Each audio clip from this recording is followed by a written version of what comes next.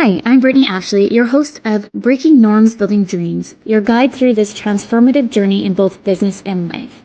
This is your place crafted for dreamers, doers, or anyone who has been told they can't. Get ready as we challenge those narratives together. You're tuning in live to the United Public Radio Network, airing on 105.3 and 107.7 FM in New Orleans. We are streaming on all the popular platforms every Monday at 3 p.m. Eastern Standard Time. Join me for a candid and thought-provoking conversation celebrating your unique journey because you are worth it. Hello, everyone. Happy Monday. I can't get over that we're already on Monday. I'm a little bit disoriented. I'm so excited to have Patricia here today, everyone. Before we dig in, welcome to Breaking Norms, Building Dreams. I'm your host, Brittany Ashley, and we are broadcasting live on the United Public Radio Network and UFO Paranormal Radio Network on 105.3 and 107.7 FM in New Orleans. Get ready to escape the next hour as we break norms and build dreams with Patricia. I'm so excited to have you here today. Thank you so much for having me, Brittany. I cannot wait to dive in. I'm so excited. I know we have so many questions, and it's just a casual flow of a conversation. So I know I gave you a lot of questions, but please, it's kind of like a guideline for me in case we ever go like, oh my goodness, what is the next question? But let me do a quick introduction to all the listeners and or anyone viewing us today. Patricia helps moms with adult ADHD working with their unique brains to get their ish together, one step at a time, and feel confident running their family life. She hosts Motherhood in ADHD, a top 5 parenting podcast, encouraging mamas with practical strategies and relatable missteps. I'm so excited to dig in more. And I know we have your checklist. So just so everyone's kind of coming in, I'll have your checklist at the bottom and we'll just keep on going there. But maybe you can tell everybody kind of how you started and a little bit more about you. Oh, well, and it's, I think everyone's story has these twists and turns where you're like, I did not think I was going to end up here. But if I roll back to, I was originally diagnosed back in the year 2000. When I was in college. I was actually at Tulane University in New Orleans. And I just went from a excellent student. I mean, I'm an A+ oldest daughter. I just followed the rules and I did everything I was supposed to do. And then I showed up at college and I literally fell apart. I was on academic scholarship and was in danger of losing it because I was failing out, and just everything was falling apart. And I didn't understand why. I was like, I don't get it. I have done so well to this point, and I always did exactly what I needed to do, and now it's not working. And thankfully, a wonderful doctor at the Student Health Center caught what was going on, and she's like, I think you have ADHD. And I was like, what is that? Because back then, girls were not usually diagnosed, and it really wasn't talked about. So she said, I think this is what you have. And she sent me to the Student Services Center.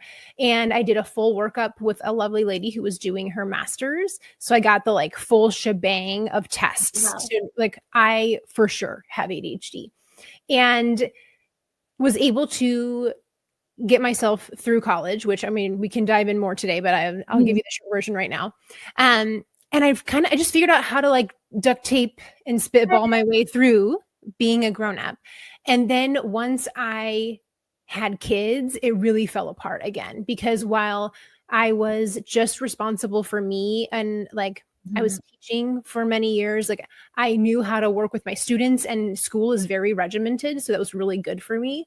I had it all together. And then when I all of a sudden had a newborn and there was no schedule and there was no one telling me what to do and I wasn't sleeping, it all fell apart again. And that's when I realized I might need to go back and revisit this. Whereas I had spent the previous 15 years figuring it out on my own, but not telling anybody that that's what I was dealing with. Yeah. And then I couldn't anymore. It wasn't feasible. And I was like, there's got to be other people out here who know what this is like and get it. And I started Googling, and I couldn't find much. And I was so sad to think this surely isn't the life that I was meant to live. There's got to be other moms out here like me. It can't just be me. Yeah. And that was the beginning of me starting that, hey, if I can't find it, then I need to make it. I need to put it out there. And lo and behold, here I am. I'm like, fast forward, how long ago was that? I started the podcast 6 years ago. Now I have over 1 million downloads. So I'm clearly not the only one. No. And it's this, like, you can see all the pieces come together of being a teacher and helping others and running a business, and then putting that all together into, okay, this is actually a way that I can help people in a tangible way. And I want moms to know that you're not the only one, and you can be successful, and it just looks differently than everyone else is doing. I love that. Well, you and I were just talking before you even just got onto the show too. Like, where did Breaking Norms, Building Dreams came about? And really, at the end of the day, I was diagnosed with dyslexia at age 6, but I was not diagnosed with ADHD. I'm self-diagnosed with ADHD after having multiple researchers on the show being like, Brittany, you probably knew. I'm like, look into that. Now that I've like been researching so much more, I have the understanding that dyslexia and ADHD kind of overlap a little bit. They're friends, yes. And so I'm like, it makes so much sense why Brittany's always going 200 miles a minute, doing 600 different things. No one can ever catch up to me. Like, I just had this conversation with somebody last week, and they're like, I was digging into your everything that you do, and I'm like, well, how does she do it? I don't know some days. Powered by ADHD, that's how you do it. It's my superpower. But on that premise of where did the show come from? That's why I wanted you on the show. I named it Breaking Norms, Building Dreams. One, because I was getting tired of being put in a box, being told that I was not allowed to be in an organization because they couldn't give me extra time to do my exams. Like, I suck at exams. Like, I'm already have anxiety with exams, like all the things. And so I did psychology testing to get approved of getting extra hours of all these things. And then I've been told, like, into this other program, no, you can't have it. And it's like, well, that's unethical. Part of your trade is to be ethical. And so that's why I was like, I won't say the name of the company, but it's just kind of where I'm like, well, that doesn't sit well with me. I'm getting tired of being told no. And my whole life, I was always told no. Like, when I did my marketing communications, I have so many diplomas and degrees. I pretty much got pulled aside from the teacher being like, you're not allowed to be in this program because you have dyslexia. And I was like, what? I was just so taken back. So the premise of the whole show is we are worthy of whatever we want to pursue. So that's kind of building dreams, and then breaking norms. I like to talk about societal norms like ADHD, because everyone has their kind of stigma, motherhood stigma. So let's break it down and educate people more on what society might think and how we can change that prerogative a little bit. So that's the whole premise of why I started the show and why I'm so excited to have you on the show to dig in more about ADHD today. Yeah. And that's a really good pairing with what I do, because I have always said from the beginning, my goal is to change the paradigm of how ADHD is looked at, because it does have so many stereotypes that come with it that are not necessarily true. And they're for sure not true for everyone. And that's, I think, one of the hardest parts about ADHD is that it shows up so differently for so many people that it's hard to nail down. So it's hard to know that that's the thing you're dealing with. But you also have, like, you might have someone who has ADHD and dyslexia, and they're going to struggle with this area. And then with the right supports, they'll still be able to function in that role. But if you come to somebody else and they'd be like, well, that support didn't actually help me any because I'm dealing with ADHD and this other thing. And so they need a different set of supports. So when we're looking at everyone as, well, if we could just put everyone with ADHD in this box and then we would know how to diagnose them, that's not how this works. And that is where it is such a struggle for people to, one, get identified, and then two, to find the right supports. And then, layer in the fact that there's a lot of people who don't understand what accommodations are and how we can support people to even the playing field, so that, like, that's not giving you an advantage to have extra time. That's allowing you to function so that you can meet the standards that everyone else is meeting more easily. And there's so many people who think like, well, that's not fair. Why do you get that? And it's like, if you had any idea how hard people with learning disabilities or chronic illness or whatever's going on is, how much they're struggling and how hard they're working to just meet the basic levels, then you wouldn't say that. But it's a lot easier when you see somebody's disability on the outside than when you can't see it and put a visible like identifier to it. Yeah. And that's why you and I do the work we do. Yeah. It's like just you saying that. Like I remember I'd be so scared, and I'm going like back in time now, like even further. When I was diagnosed, like I didn't want to tell anybody. To be honest, really, I've been a lot more vocal about it in the last few years because it's a lot of trauma for me. And so like, I don't want to bring this up because I'll cry. I don't want to bring this up because of X, Y, and Z, like flashbacks for me. And like the biggest thing was school. Like I just think back to it. I was like, I love school, but I also hated it. Yeah. Because there's those preconceptions, unfortunately, with a lot of people, teachers. There's a lot of great teachers out there. I wouldn't have been able to get through school because of some of the great teachers that kind of built their, like, helped me to get forward. But there, I had to push back on so many of the negative ones that I remember, like, I might have shared this story in the past shows. I can't remember. Memory loss. But one of my teachers would put on my document that I was too stupid to go into calculus. So I was from middle school going into high school, from 9 to 12, and then you graduate. And for anybody, because I know the school systems are slightly different for everybody. So I was leaving my middle school to high school, and I got put randomly in calculus math, and I got pulled out in front of everybody. I like remember this. Ugh. With the door open, like I remember, and then I was just like, kind of like, there's the principal, there's the teacher. Like, I was just like, what, did I get in trouble? Why am I getting pulled out? And I remember them being like, well, we was looking at your file, and we were your teacher in middle school that you did math with, said that you should probably be in a central. So that's considered, like, people call it like the dumb class. So we need to pull you out. And my teacher at that time, I remember his name, love him, Mr. Grennis. I actually am really good friends with his daughter. He's like, what do you want to do? Instead of what they want to do, what do you want to do? And I was like, I want to stay here. He's like, let's stay here. And then I had Mrs. Prue being like, let's do what we need to do to make you pass those courses. And I ended up being in calculus from grade 10 and 11. And then I opted out at 12 because I did not want to do like the government exams. But like, that's the thing. If we classify people of just dumb and we're not good enough, we're not even letting those people be worthy of whatever superpower that we don't maybe even know what they have.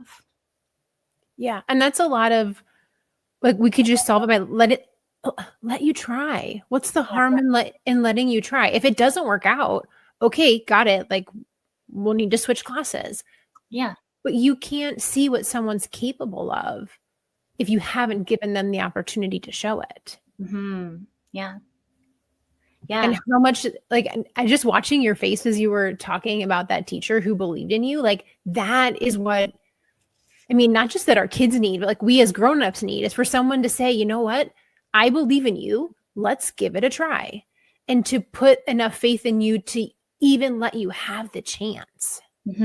I think that's the kind of support we need. Exactly. I think everyone deserves a chance, a second chance. It's just a matter of I think it's also how we present the questions and be more curious in how we present or even how we show up. Because I think we're kind of sometimes short to just judge or go through all these things. And so how can we be more mindful of switching our mindset or switching our tone to be more accepting, I guess? And there's so many different ways that people can be gifted and shine. And unfortunately, the way that school systems are set up, which, I mean, having been a former public school teacher, like, I know it's like the system is set up to highlight certain kinds of giftedness. And that's not everything that life's about.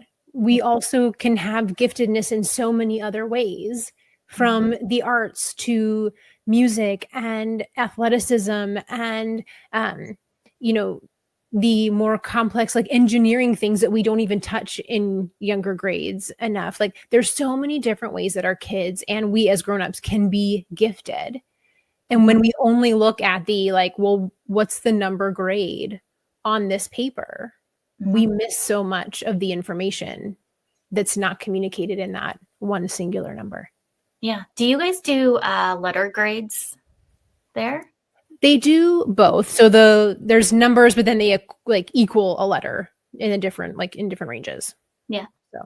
So we did have that, like, I feel like back in the day. Back in the ancient days, the 1900s. Back in the day, like we had like in your percentage, you get A plus, A minus, da da da. But now what I'm finding out now that my kids are in school, well, one of them at least, the other one's soon enough, we're doing like, are they proficient or not proficient, and kind of put them in that class. At first, I'm kind of on a fence, to be honest, on how I feel about this, because once they get in high school, that's when the grades show up, and then university as well, and college. So I'm like, are we just kind of setting them up to fail in a little bit? And I don't believe in letter grades either, because I know me personally, like I'm doing it as my personal intake. Like I'm like, I need to get an A. I need to get on the honor roll. I need to that was me masking, because I didn't want anyone to know my challenges. Right. But I'm kind of on the fence of that. I guess we'll see what happens. I'm an advocate for my kids. Right now my daughter's going to be going through psychology testing and ADHD testing to see, because it is hereditary. I like to catch it earlier than later, and making sure that she or my son has that support needed when they get once in the school system, because unfortunately you can get lost in the school system. Very much so. And the hard part is like, it's such a double-edged sword, is that when you have a teacher who really understands and is willing to work with you, and they know that that's what you're struggling with, they're going to offer so much more support. And then unfortunately there's other places where they're like, well, if you need extra support, too bad, so sad, that like, we're not doing that. And it also can be a big stigma for kids. So it's hard, because you want it to be there when they need it. And also knowing that there are some people who are going to judge you no matter what. And you can't change what other people perceive or see, as much as we sure wish we could.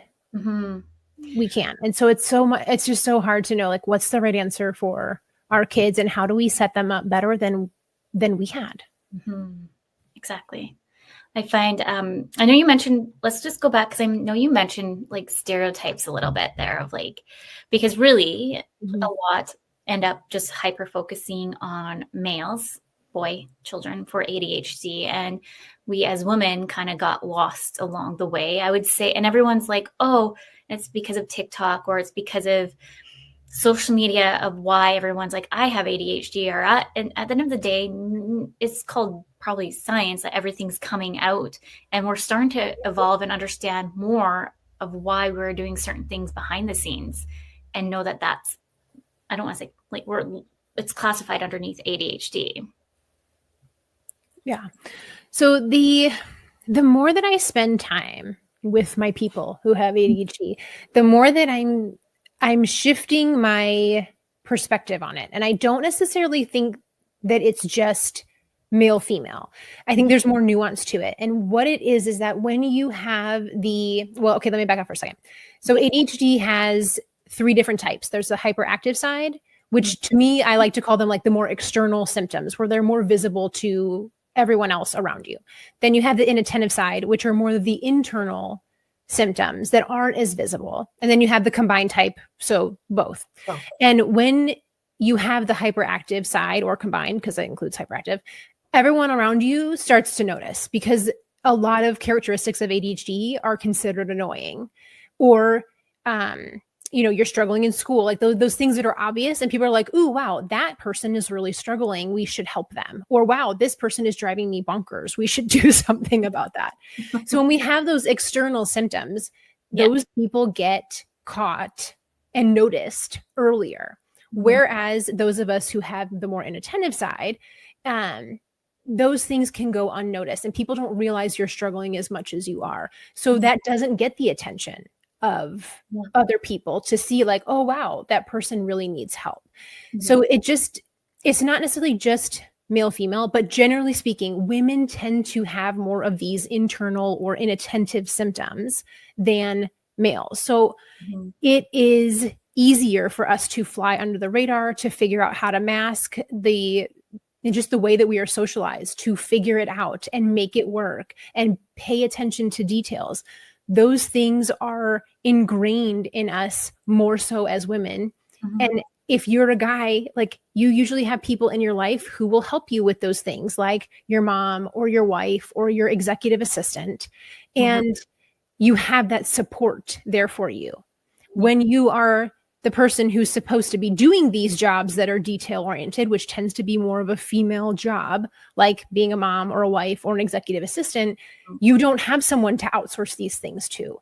So you have to struggle so much more to get there. And so I think there are actually quite a few men who have the inattentive that have not been diagnosed, but I think it's easier for them to have the supports in place as opposed to women who tend to have more of the inattentive symptoms, and they don't have someone to outsource those things to. Like and I wish that it wasn't that stereotypical thing, but it's like how many dads are like, I don't know who my kid's doctor is or when the permission slips are due. Like that's mom's job.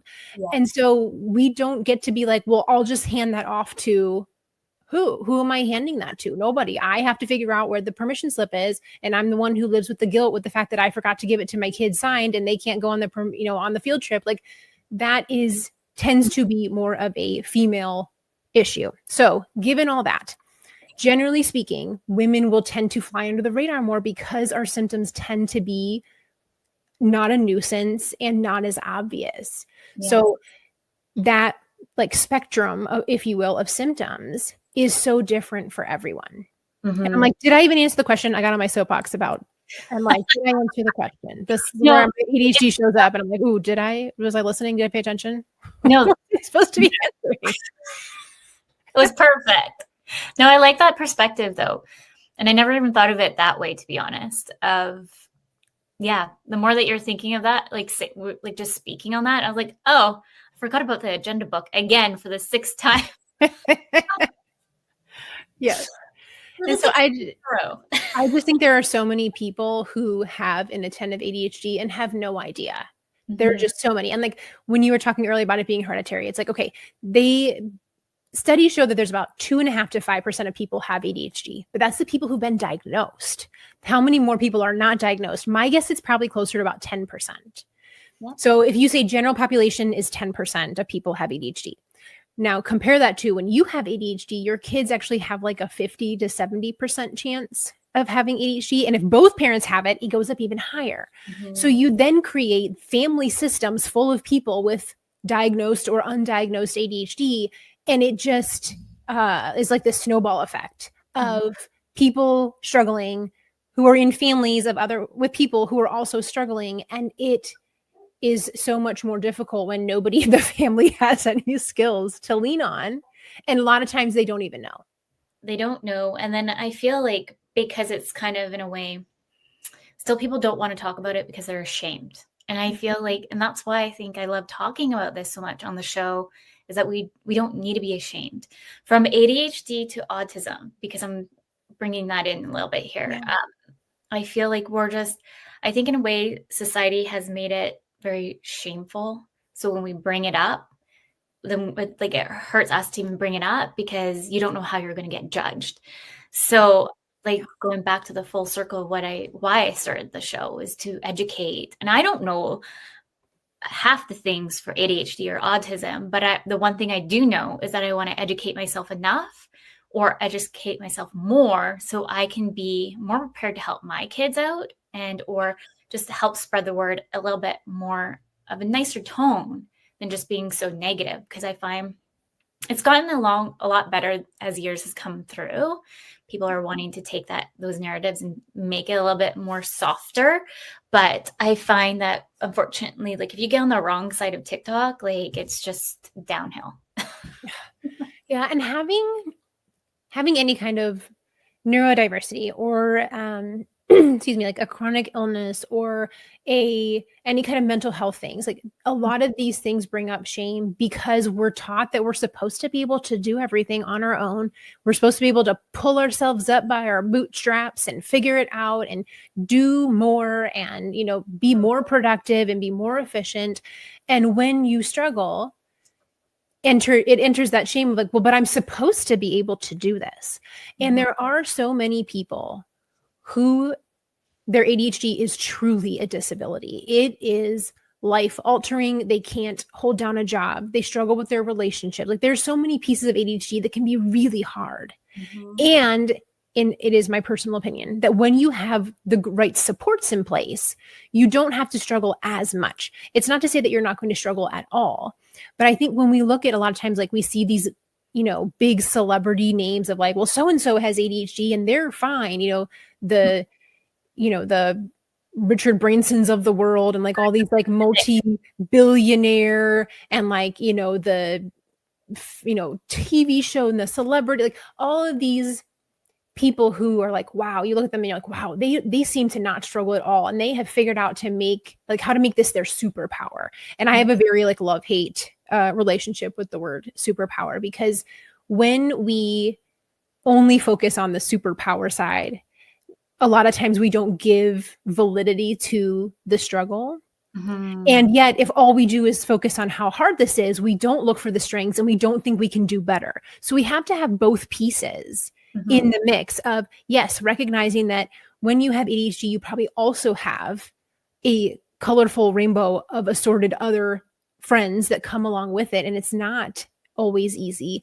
And that when we can put the right supports in place, it can be okay. Like it can get to a point where you're like, I can function, I can hold down my job, I can do great things. And we can see that because there are people who have figured out how to make it work.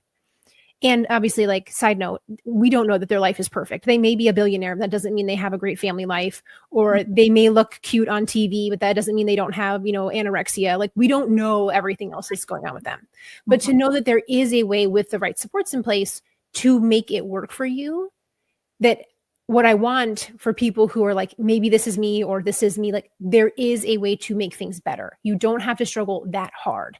It's not going to be a cakewalk. But I don't think anybody in life gets a cakewalk. I don't think there's anybody anywhere who's like, wow, this is the easiest thing I've ever done. Being a human, piece of cake, totally like, I don't know why people complain about, no, that's not a real life thing. Everybody has struggles. Everybody has things going on. So how do we take the things that you've been dealt and make it easier for you? My rule of thumb is we all have strengths, but let's also know the weaknesses. And then how can we build a proper system to support those weaknesses? And I really, really, any employers listening out there, feel like we need to start taking that into kind of our forte moving forward all the time, because you just don't know. Sure, they might look great on paper, but they might be struggling in certain areas, ADHD, and you just don't know. Like, I personally hate answering the phones, because if they tell me how to spell their name over the phone, my brain's like, oh my goodness, I can't. Blah, blah, blah, blah, blah. Oh, that's what they said. Lovely. Yeah, I'm very similar to that. I really struggle with auditory processing. It's hard. And I never realized that was probably interconnected with my learning disability. Because I started off as administration and I just struggled. But you know what? If I had the proper systems to get me through it, it wouldn't be so scary. Like, I had severe anxiety answering the phones. And like, even just looking at like general 9 to 5, I was like, no wonder I didn't fit in. Yeah. And there are so many, I know, I understand it's hard to tailor jobs to every single person, but yet we hired an individual to be in this job. We didn't hire a like faceless pile of people to do the job. So when we are able to create an environment where different people can function, it's like, you know what, there's probably a lot of things that this person's very good at that you could use as their strengths. And then the more we can take the pieces off that they're not good at and find someone else who is really good at that. Yeah. So like, for me, I am very administratively gifted, and that's not most people with ADHD hate admin work. Mhm. But like you said, like answering the phone, like when somebody repeats their phone number, I'm like, one number at a time, please. like a string of numbers, that is like my worst nightmare. Yes. Please don't. And so there's plenty of things that I'm good at. So like if you need 7 ideas of how we're going to solve this problem, I'm your girl. But if you want me to write down 7 phone numbers, I'm like, Not mine. there's someone else more qualified for this. But to me, like coming up with new ideas is way easier than copying down phone numbers. And most people will be like, all you need me to do is just write down numbers. Like that's nothing. Yeah. But like my brain just can't comprehend. Like I'm better if I've noticed if someone's like 38, 85, I'm like, got it. But if you're 3, 8, like what? Back it up. My brain got lost in the land of 3. Oh yeah. When we get to the end of phone number, I'm still writing down the area code. Yeah. I have not even gotten to the second section of numbers and they've already finished talking. I'm like, nope. But on that point, like we don't have to, like employees are probably like, oh, what do you mean I have to do another thing? But the thing where I'm at saying is just ask more curious questions. And that's what I do with my team. I have a team of amazing women across Canada, and we all specialize in different areas. And I take the time to understand, and a lot of us are neurodivergent. And I just love it because I'm a visionary. I think of strategy, and then we have somebody else who just really loves more of the admin and executive assistant stuff and thrives on that. And we make such a full elite team that makes us like powerful. And so that's what I'm just trying to say for anybody listening is you don't have to change up your whole model, but if you take the time to listen and take your time to ask those extra curious questions, then just assume you're just you're just going to move that needle in further with your team. And I like my team to know that I'm there with them. I'm learning aside with them. And I don't want it to be ever look like I'm like too good to not learn. That's just, like, that's my leadership style too. Yeah. I'm in the trenches because I want to learn and I want to know what they're struggling with, how I can also assist with navigating that with them. And sometimes those supports are just so easy. Like you said, if you say 38, that's so much easier than 38. So it's like, how easy is it to be like, okay, well then I'll just say like 387 instead of 387. Like that's not like a huge toll on your system. And most people who struggle with things, like I would say probably 80% of the time, they know a thing that's going to make it easier. So if you just ask and I say, hey, can you just repeat the numbers like a larger number, like 387 versus 387? Like that's not like, we're not asking for like, oh, well, hire me a personal assistant to write all my numbers for me. No, like the simplest things can make a really big difference. Yes, exactly. And sometimes it's literally no extra time, no extra effort. It's just the fact that you cared enough to try. Yes, 100%. We're already past the midway point. So for anyone just listening, we're having so much fun. I'm like, ooh, already 3:40. I know, right? You're listening to Breaking Norms, Building Dreams, and we're live on United Public Radio Network, UFO Paranormal Radio Network, 105.3 and 107.7 FM in New Orleans. I know I told you it was going to go by really fast. I find like so many people are scared, like a full hour. How are we going to talk for a full hour? I'm like, don't worry, I make it fun. I swear. Okay, I can talk for 2 hours. When I'm with my people and I'm talking about things that I'm passionate about, I could go all day. Amazing. Well, that kind of leads into my next question on motherhood and ADHD. Maybe you can share some personal stories of kind of what you felt was a bit of a struggle, and I can share mine too. Yeah. So I think there's a couple areas where I really struggle being a mom and having ADHD. One of them is, for me, time blindness is a really tough struggle. I have no concept of time, and it truly is like a blindness for me. I don't know what time it is. I don't know how long things take. I don't have an internal clock. And when you're a parent, you are usually in charge of getting people to school on time or lessons or getting people to bedtime at a certain time. And that ability to just know how long things take or how much time has passed. I don't have that skill. I didn't get that gene when I was born. Like, I don't know.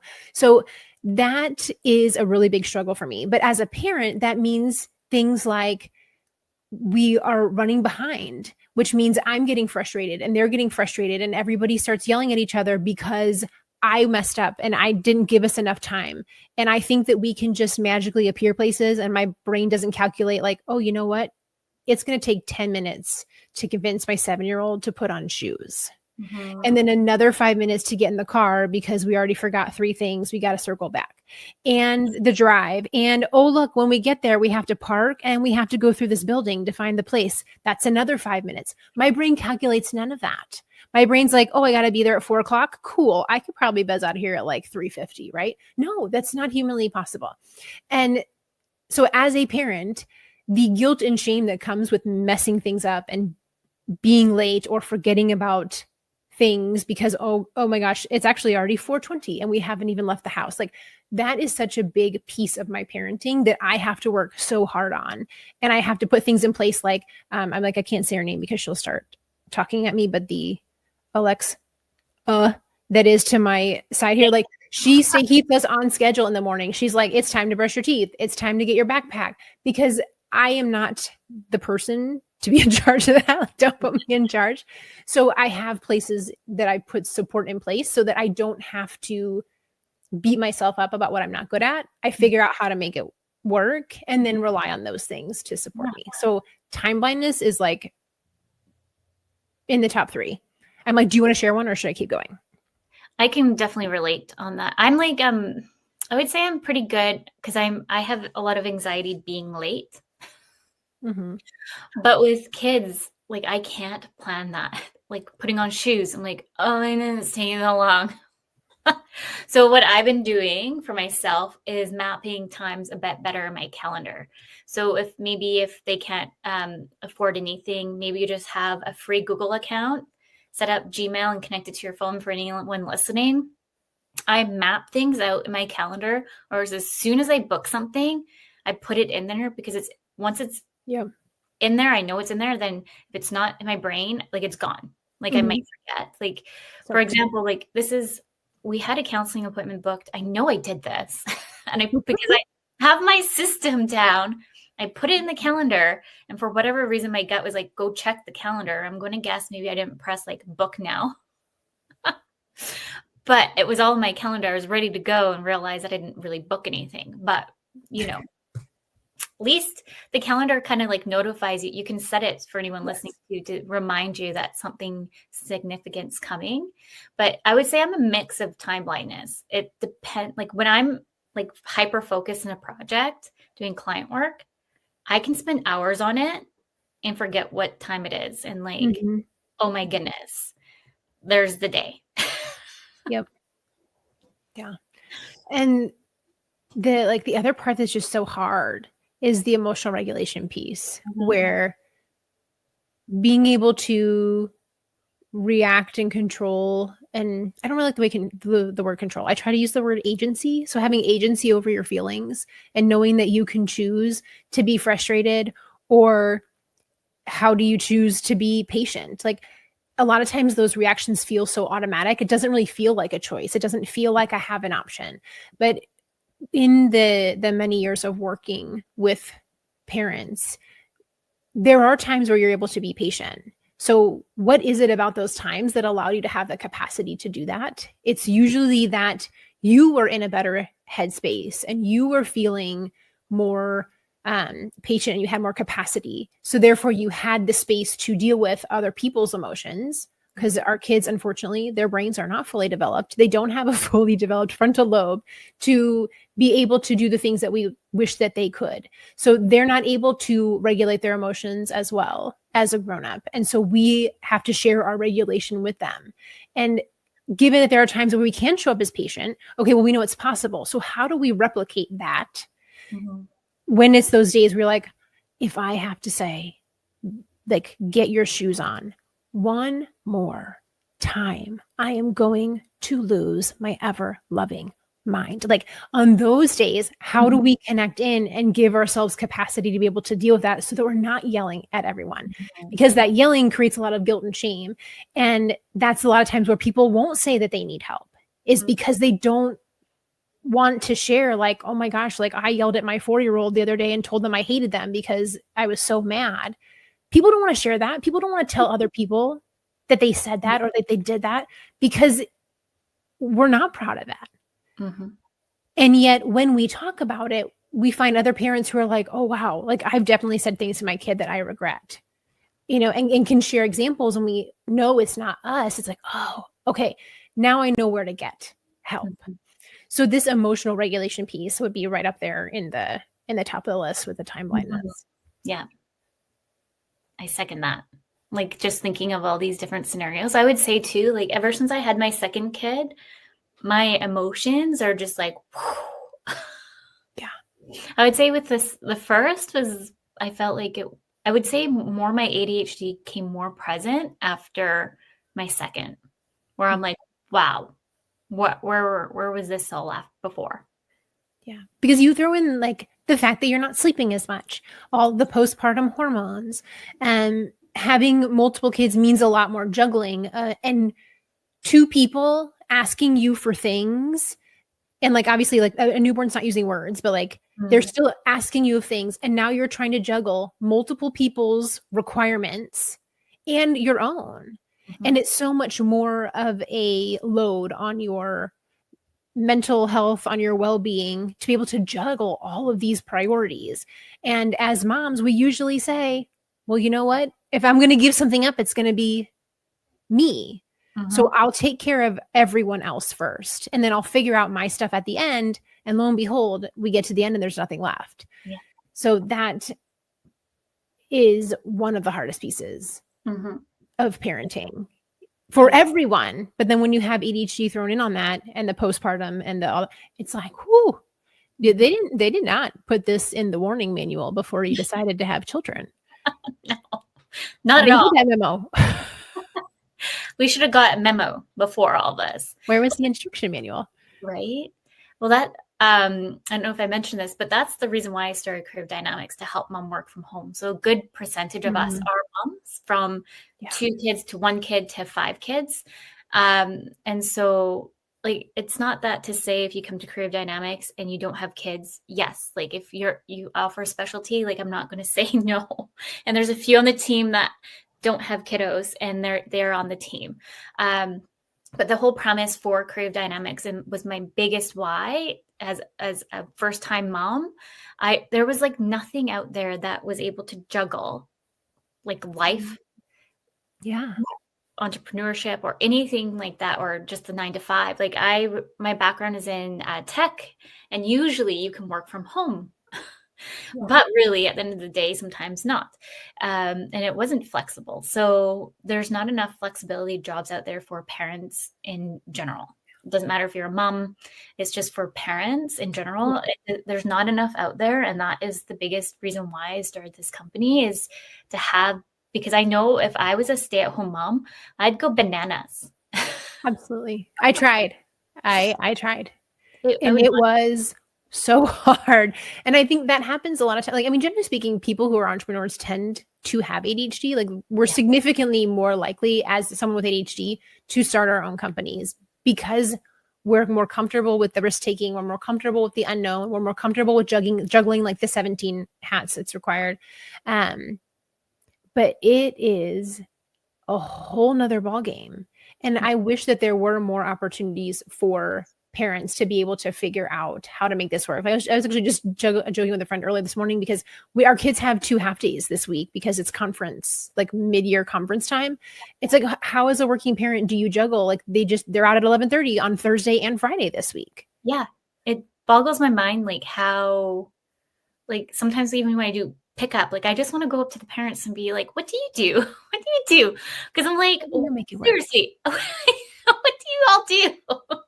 Because I feel like there's so many that do work 9 to 5, and the amount, like my 1 kid's in daycare, and the amount, and when they're younger, they're sick a lot more.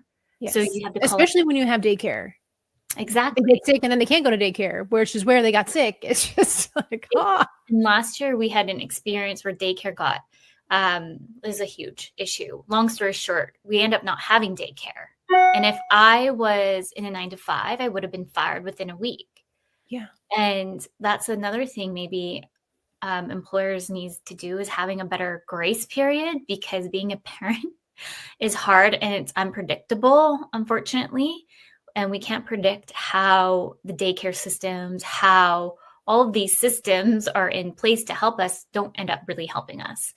So I'm constantly, the kids are home today, but it's because everyone, I'm in Victoria, BC, we get snow once in a lifetime, and today it is snowing, and we don't drive here even if we get like the tiniest bit of snow. Yeah. Well, so like I'm in Houston, and we had snow in Houston last week, which is bonkers because it rarely ever snows in Houston. And it's like, I look at the month of January and it was like, we had school holidays. We were back in school, but it was a short week, introducing back in. Then like one of my kids had a stomach bug, and then the next week was snow days. And then, Martin Luther King Day here in the US, they didn't have school. And then, this week we've got these conference days. I'm like, oh my gosh, are we ever going to school? Like, can we just have a normal week? And that is the reality of the juggle that all parents are doing. Exactly. And then when you throw in ADHD in the mix, it's like, I mean, I'm sure that there are so many parents listening being like, I didn't know that today was an early dismissal day until I got the reminder from the school that it was happening in an hour. Or if your kid's old enough to have a device and they're like, hey, where are you? Yeah. I'm waiting at the school to be picked up. And you're like, what do you mean? Yeah. That is so much for us to juggle. But like being able to laugh about it with other parents, like, yeah, it's still hard. I still can't work on Thursday and Friday. But yet to have someone to engage over, like this community means so much. Especially when you have ADHD, to know it's not just you. You're not the only one struggling. It's so important for us to have that support system there to take care of us. Like, that's why I do group coaching. So you can have moms around who get it and being like, yeah, I've totally been there when I didn't realize it was a half day at school, or I didn't realize that there was a permission slip due. And then I had to leave work to go drop off the permission slip because of course we couldn't just email it, like, whatever. Mm-hmm. It's like, you need people around you to support you in that and laugh about it. And no, it's not just you. There are literally millions of us out here struggling with parenting and ADHD. So when it's not uniquely you, you're not broken, it's not a personal defect of yours, then you can start to put the systems in place to support you because it's not you. Yes. And that there are options available to be able to have support. Mm-hmm. And I would say, like I just was just saying, really, I just kind of more or less been told that I have ADHD. I plan to get tested, but right now I'm like hyper focused to get the kids tested right now. So I've, of course, put myself a little bit further on the back burner. Yeah. But where was I going with this? See, this is why, like, I noticed, by the way, I'm really bad at doing panel interviews ADHD, because I hyper focus on everybody's response and I'm like, oh, it's my turn. What was the question? Yes. Well, what you're saying is like, there's so many times where we recognize that our kids are struggling. So we put them first and then we're like, I'll deal with it later. Now, the good part about, I guess, if I can say this is a good part, you don't need an ADHD diagnosis to be able to look for support. Like, it's not, unless you want to have medication, like, yes, you need to have a full diagnosis because you're working with the doctor. But even if you're suspecting and you're like early in the journey, the whole point of having the diagnosis, besides having medication, or if you need supports like in school with accommodations, like, it's really for you. It's for you to know it's not me. I'm not making it up. It's really more of like a self-validation thing. Yeah. Like 80% of it is so that you can feel sturdy about it. But here's the thing.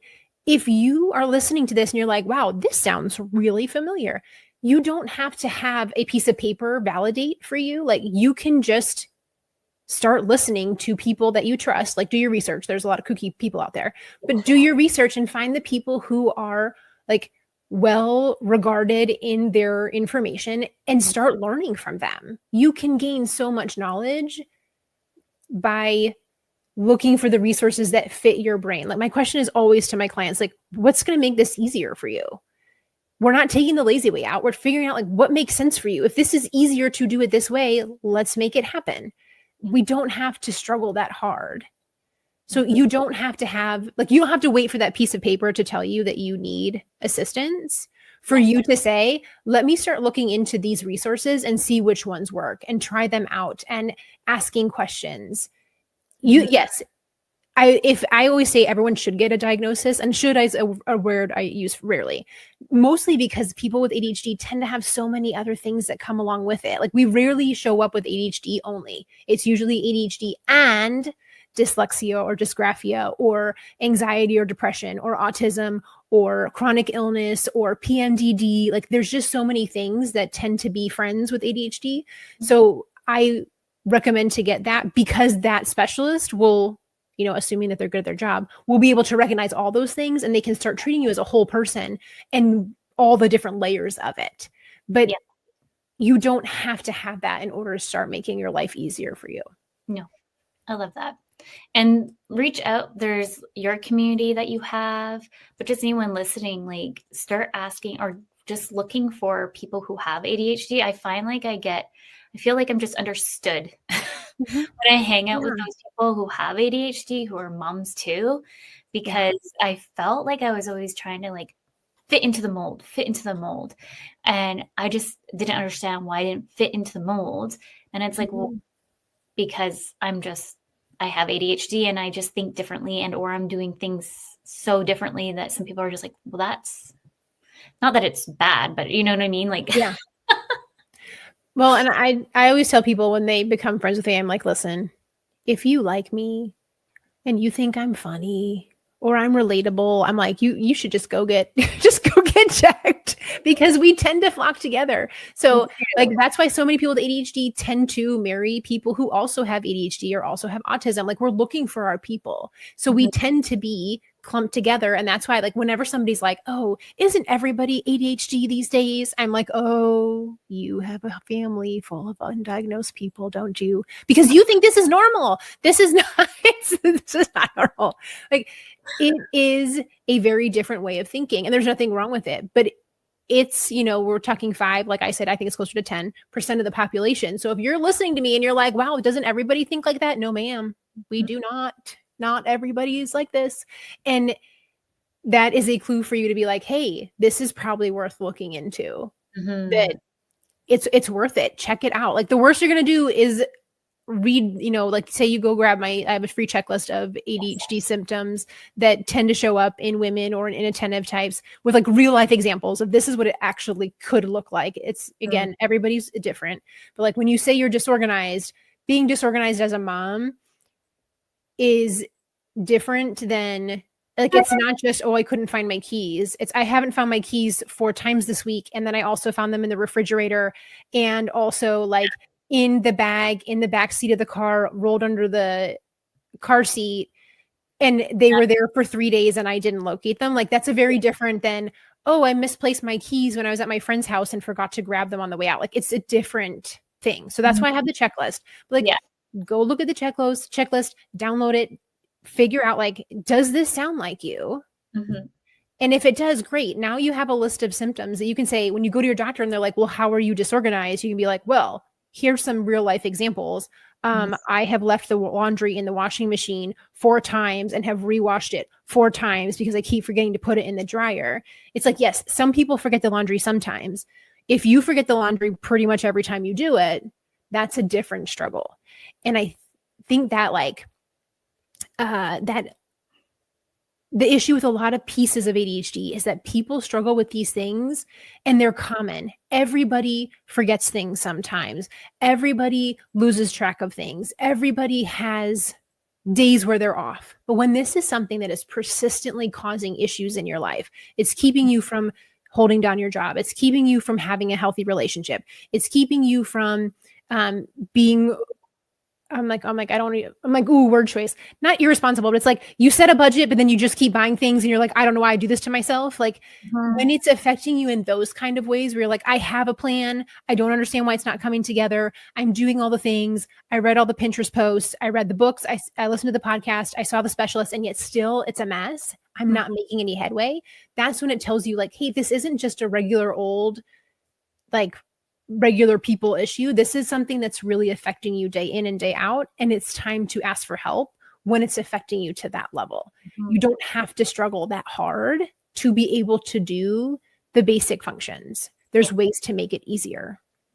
So when you're talking about that, like my brain, all I can hear is my husband being like, I told you to put the keys in one spot. The amount of times I'm like, I did. Oh, maybe I didn't. Here it is underneath my jacket. Yeah. And like my keys are gigantic. I have all the keychains on there. It's, the car key. And I have like one of those like tile GPS things, and my like, my dad's house key and my in-laws house key. Like it's not a key ring. It's like a key explosion. But why? Because I can find it in my purse because it's gigantic. And that's part of the reason it's gigantic. So when I open my bag, I can spot the keys every time. And if I set them somewhere, they are noticeable. It's not just one doodad amongst the chaos. It's like, oh yeah, there's my mountain of like, it has a fidget doodad on there, like one of those poppy fidget thing. I mean, it's got all kinds of stuff on there because I can see it. I won't lose it. And it's like such a nuisance. Like they're going to look at it and be like, those are Patricia's keys. We know those are Patricia's keys because they're huge. And so it's like these silly little things where we can, I can't tell you how many times my husband's like, why don't you take some stuff off that? I'm like, no, I need to be able to find it in my bag. And that's okay. I am okay with carrying around an extra like 0.5 pounds of stuff on my keychain because I'll find it and I won't lose it. And those little things that we can do to support ourselves are worth it every time. 100%. I need to get more on my keychain. I randomly lost a few things along the way. I was actually noticing it was quite light. I'm like, oh, no wonder I can't find these things anymore. But I used to have like all the things on there. My husband would make fun of me for it. But I'm like, no, because I could find it easily because it gets lost so easily. And we have a system now for myself. So I know where to find it, but I don't really tend to follow the system sometimes. Yeah. And it takes us much longer to develop habits. I know there's always that saying of like, 21 days to a habit. That first of all, that's not true for most people. It's really like closer to like 40 to 60 days. And people with ADHD need even more than that. Like we need lots of time to create habits. Yes. And it's not like you are not a personal failure because you didn't get down the key habit in the first 2 weeks. Like you are possible, like you are capable of habits for sure. How do we make them doable? Yes. We're almost at time. Maybe you can share with everyone how to reach you, maybe your services. I have your information here going as well while we've been chatting. Awesome. So I'm the same info everywhere. It's Motherhood in ADHD. And if you Google my name, Patricia Sung, I will come up. But there on my website, I have a ton of free resources. So I mentioned the checklist already of ADHD symptoms, but I have a whole toolkit full of information that I have created over the years that is available for free. I do coaching both one-on-one and in groups. And I host a retreat in person for moms who have ADHD every October. Let's see what else. Because I have ADHD, there's a long list here. And I also have self-paced courses that you can do online to help you with time management and daily planning and working with your energy cycles and how to stop anxiety. There's just a wealth of information. So definitely go to the website, check it out, and listen to the podcast. It's Motherhood and ADHD, and you will see that there are other people. It's not just you. I love that. And so anyone, if they're looking, I put the checklist within the comments. So just take a look in there. You should be able to see it. And then I'll just double check through after the show that the links are all accessible for everyone as well. But well, thank you, Patricia, for coming on today. It was such a pleasure. I heard your name throughout the Vine, and I was like, I started researching you more, and I was like, I just have to have her on the show. So I was super excited to have you. Thank you so much. Really, this is a long time coming. We had this on the books for a while, but thank you for giving people with ADHD a voice to speak out. And we can do really great things, even when you have a learning disability. We are very capable of being successful. And thank you for giving us space to do that. Well, thank you again for coming on the show. And thank you for everybody listening. We are going to be tuning in live next week. I don't even know what Monday it is. Monday next week. Breaking norms, building dreams. With that, everyone, remember your journey is unique and your worth is unquestionable. Thank you.